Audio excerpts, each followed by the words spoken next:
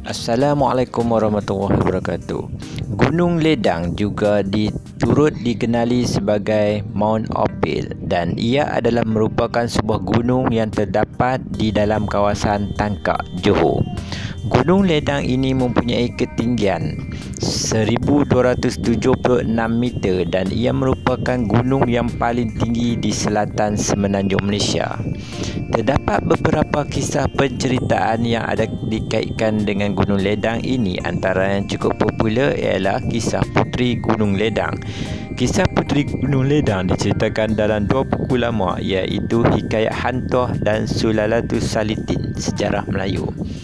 Penceritaan yang selalu didendangkan adalah dengan menggambarkan bahawa Puteri Gunung Ledang ini amat cantik rupanya sehingga Sultan Melaka ingin memperisterikan Puteri Gunung Ledang. Lalu diutuskan Laksmana Hantoh oleh Sultan Melaka untuk meminang Puteri Gunung Ledang. Oleh kerana dikatakan Hantoh pada waktu itu tidak dapat pergi kerana usianya yang lanjut, Tun Mamat pula yang ditugaskan untuk pergi meminang Puteri Gunung Ledang. Lalu pergilah satu rombongan dari negeri Melaka yang diketuai Tun Mamat ke puncak Gunung Ledang untuk meminang seorang puteri yang amat cantik rupa parasnya. Apabila Tun Mamat sampai ke puncak Gunung Ledang, beliau telah bertemu seorang nenek tua. Nenek tua itu sebenarnya adalah Puteri Gunung Ledang yang sedang menyamar untuk menyelidik apakah gerangan satu rombongan ke kawasannya. Puteri Gunung Ledang dikatakan menolak pinangan Sultan Melaka secara halus dengan mengenakan 7 syarat yang tidak masuk akal.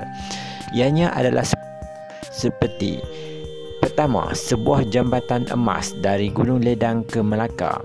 2. Sebuah jambatan perak dari Melaka ke Gunung Ledang. 3. 7 dulang hati nyamuk. 4. 7 dulang hati hama. 5. 7 tempayan air mata anak dara. 6. 7 tempayan air pinang muda.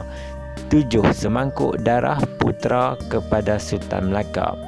Walaupun syarat yang dinyatakan oleh Puteri Gunung Ledang untuk memperisterikan dirinya ini tidak masuk akal, namun Sultan Melaka telah bersetuju dan sanggup untuk laksanakan kecuali syarat yang terakhir, iaitu semangkuk darah putera kepada Sultan Melaka.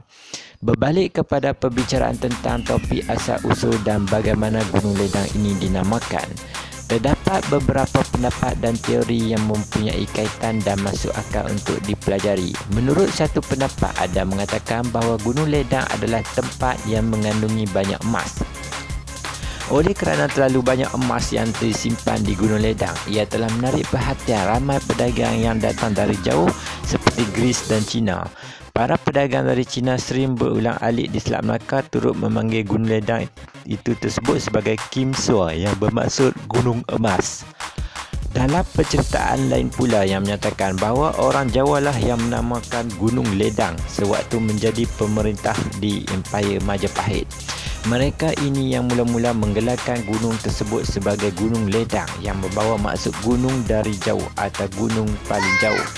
Tentang nama lain buat Gunung Ledang, iaitu Mount Opil pula adalah dipercayai berasal daripada 3 bahasa, iaitu bahasa Ibrani iaitu dari perkataan Aupil, bahasa Yunani iaitu dari perkataan Ophis yang membawa maksud ulal, merujuk kepada larangan masyarakat tempatan untuk berjalan atau mendirikan perkemahan di atas sesuatu tapak yang dilindungi yang dikatakan dijaga oleh sekumpulan ular berbisa yang bergerak. Dan yang terakhir dari bahasa Yunani dengan perkataan Aufiri yang membawa maksud untuk dilucutkan.